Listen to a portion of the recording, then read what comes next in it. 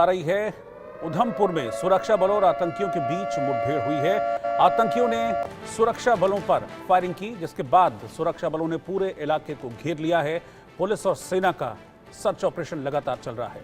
जम्मू कश्मीर के उधमपुर में ये फायरिंग सेना के जवानों और आतंकियों के बीच चल रही है। पिछले कुछ दिनों में हमने देखा है कि टेररिस्ट एक्टिविटीज घाटी में जम्मू कश्मीर में बहुत ज्यादा बढ़ी है।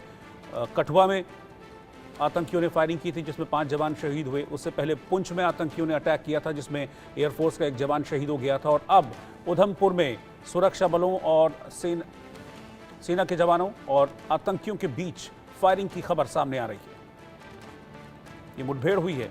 पूरे इलाके में सर्च ऑपरेशन इस वक्त चलाया है। सेना और पुलिस ज्वाइंट सर्च ऑपरेशन इस पूरे इलाके में चला रहे हैं। पूरे इलाके को घेर लिया गया है। सेना के जवान कॉम्बिंग कर आतंकियों की तलाश कर रहे हैं।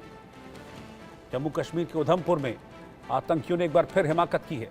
सेना और आतंकियों के बीच फायरिंग की खबर है। गोलियां चली हैं। सुरक्षा बलों ने पूरे इलाके को घेर लिया है। अजय जांडियाल इस वक्त इस खबर पर साथ में है। अजय, क्या जानकारी है?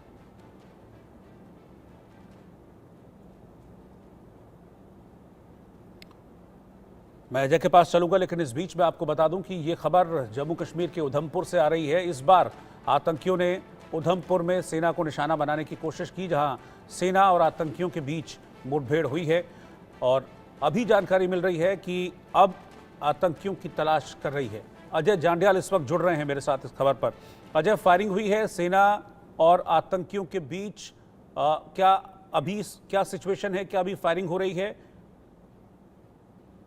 देखिए रोहित, मैं आपको बता दूं कि ये आज देर शाम की घटना है, जब जम्मू कश्मीर पुलिस के जवान जो है वहां पर सांग एरिया पड़ता है, जो उधमपुर जिले में बसंतगढ़ के पास का इलाका है, वहां पर वो डिप्लॉयड थे पुलिस चौकी के पास। तभी वहां पर जो पार्टी थी पुलिस की, वहां अचानक से उन्होंने कोई संदिग्ध हरकत देखी, जिसके बाद उन्होंने उस हरकत को देखते हुए पहले वहां कॉर्डन लगाया। उसके बाद जैसे ही उन दो लोगों को, शख्स जो वहां पे संदिग्ध दिखते, उन्हें रोकने की कोशिश की, तो तभी जो है वो नहीं रुके। जिसके बाद पुलिस के जवानों ने उन पर फायरिंग की, जिसके बाद आतंकियों ने भी आगे से फायरिंग शुरू कर दी। जिसके बाद एक ब्रीफ जो मुठभेड़ जो है वहां पे शुरू हुई है। और क्योंकि रात का अंधेरा है, ऐसे में आतंकी वहां से निकलकर आगे जंगल के इलाके में गए हैं, जिसे देखने के लिए अब पूरे इलाके में तलाशी अभियान शुरू किया गया है। सेना और जम्मू कश्मीर पुलिस ने इलाके को घेर लिया है। अब क्योंकि रात का अंधेरा है, ऐसे में और कोई नुकसान ना हो, इस चीज को लेकर एहतियातन इस ऑपरेशन को वहां हॉल्ट किया गया है। मगर सुबह पहली रोशनी के साथ वहां पर इस ऑपरेशन को तेज किया जाएगा। आपको ये भी बता दूं कि ये जो सांग इलाका पड़ता है बसंतगढ़ का, ये कठुआ जिले के जो मछेड़ी और उसके साथ का जो इलाका था, जहां पर 2 दिन पहले आतंकियों ने सेना के काफिले पर हमला किया था, उसके साथ का लगता इलाका है। तो ऐसे में आशंका ये भी है कि ये वही आतंकी हो सकते हैं। मगर हालांकि जब तक ये मुठभेड़ नहीं होती, जब तक इन आतंकियों की धरपकड़ या इनको मारा नहीं जाता, तो ये कहना मुश्किल है। मगर सुरक्षा बलों ने उस इलाके में अब नाकेबंदी करके, घेराबंदी करके उस इलाके में ऑपरेशन शुरू कर दिया है। अच्छा, पिछले कुछ वक्त से अगर हम देखें तो बहुत ज़्यादा सक्रियता हमने देखी है इन आतंकियों की। पहले पुंछ में एक अटैक हुआ, जिसमें एयरफोर्स के एक जवान शहीद हुए थे। फिर कठुआ में 5 जवान हमने खोए आतंकियों के इस अटैक में। और अब उधमपुर में ये एक तरीके से, जैसे कि अब चुनाव की तारीखें नज़दीक आ रही हैं, सितंबर से पहले पहले चुनाव होना है, तो ये अस्थिर करने की कोशिश है। देखिए बिल्कुल, अगर आप देखें तो लगातार जो पार्लियामेंट इलेक्शन में जो नतीजे आए, जिसमें लगातार बम्पर वोटिंग हुई, उसके बाद अगर आप देखें जिस तरह के हालात जम्मू कश्मीर में बने हैं, वो साफ दिखाता है कि पाकिस्तान बौखलाया हुआ है।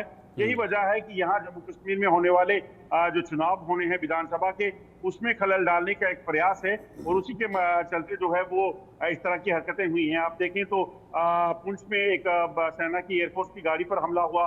उसके बाद यात्रियों से बड़ी बस पर निहत्थे मासूम यात्रियों पर आतंकियों ने फायरिंग की। मासूम बच्चों तक को नहीं बख्शा गया। जो शिवखोड़ी से कटरा वापस लौट रही बस पर हमला किया, 9 यात्रियों की वहां मौत हुई। उसके बाद सेना के काफिले पर हमला, डोडा में 2 हमले जो है सुरक्षा बलों के ठिकानों पर किए गए। और उसके बाद हीरानगर में सिविलियंस पर फायरिंग की आतंकियों ने, जिन्हें वहां पर सुरक्षा बलों ने मार गिराया था। तो ये साफ दिखाता है कि पाकिस्तान में बौखलाहट है, मगर सेना लगातार सतर्क है और कोशिश है कि जल्द से जल्द इन आतंकियों का सफाया हो सके। क्योंकि पाकिस्तान ने खासतौर पर जम्मू कश्मीर में और जम्मू खिते में आतंकी गतिविधियों को तेज करने के लिए लगभग 40 से 50 आतंकी सरहद पार से खासतौर पर इन्फिल्ट्रेशन करवाकर यहाँ भेजे हैं।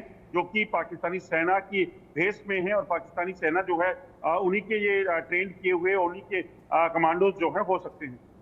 बिल्कुल अजय, क्योंकि जो कठुआ में अटैक हुआ था उसमें पहले ग्रेनेड फेंका गया था, फिर ऑटोमेटिक वेपन्स का यूज़ किया गया था, यानी कि ये लोग अपग्रेडेड हथियारों से लैस हैं ये आतंकी।